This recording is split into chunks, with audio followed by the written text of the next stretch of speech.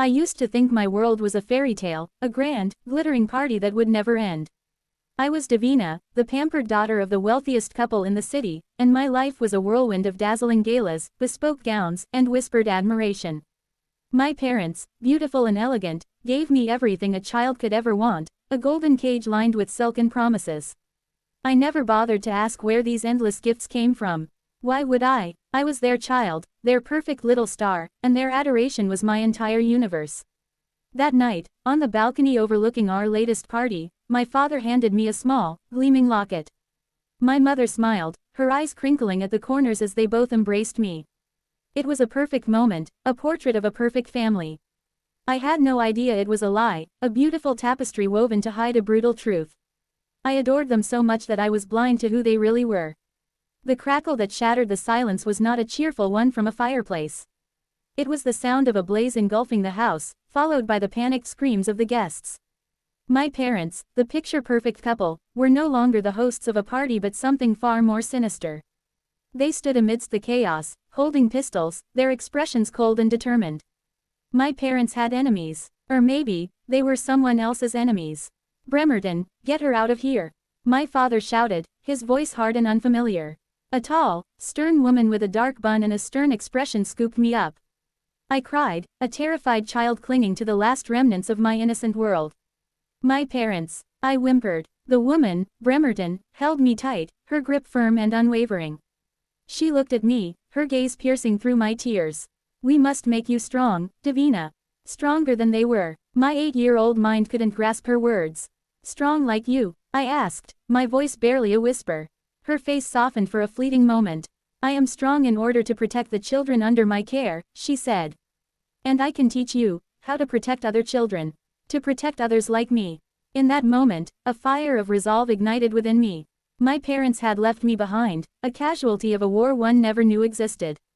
I would no longer be a naive little girl. Looking up at Bremerton, I spoke with a clarity I never knew I possessed. "Show me." The Elite Nanny Academy. The next 8 years were spent at ENA, the Elite Nanny Academy. The name was deceptively charming, but the school was a fortress, its location a closely guarded secret. It was here that I built a new kind of strength. Mrs. Bremerton, who was now the headmistress, took me in. She raised me, trained me, and sculpted me into the person I needed to become.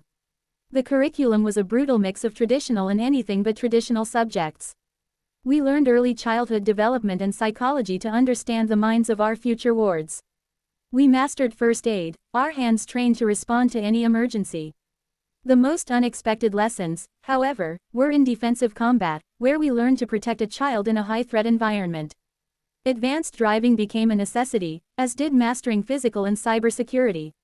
We were taught household management and financial planning, but also the intricacies of politics and negotiation.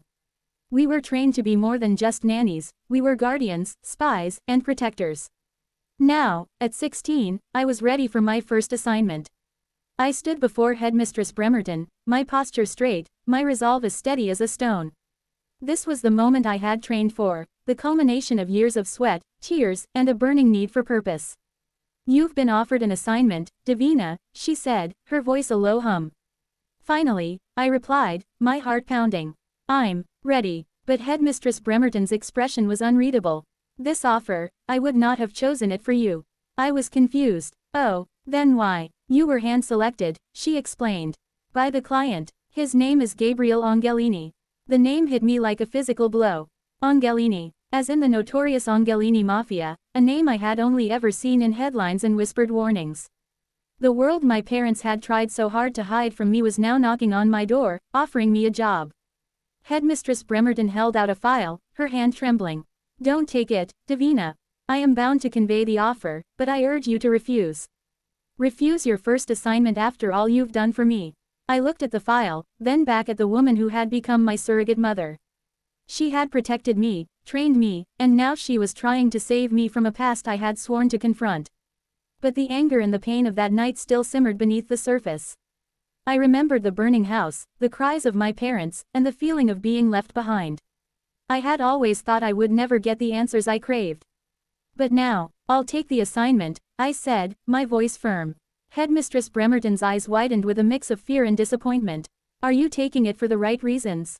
Your past. I looked down at the necklace I still wore, the locket my parents had given me before the world fell apart. The answers I needed were inside that locket, and I knew deep down that Gabriel Angelini was the key. That's exactly why I have to, I replied, my hand clutching the locket. My past brought me here, and now it was my only way forward.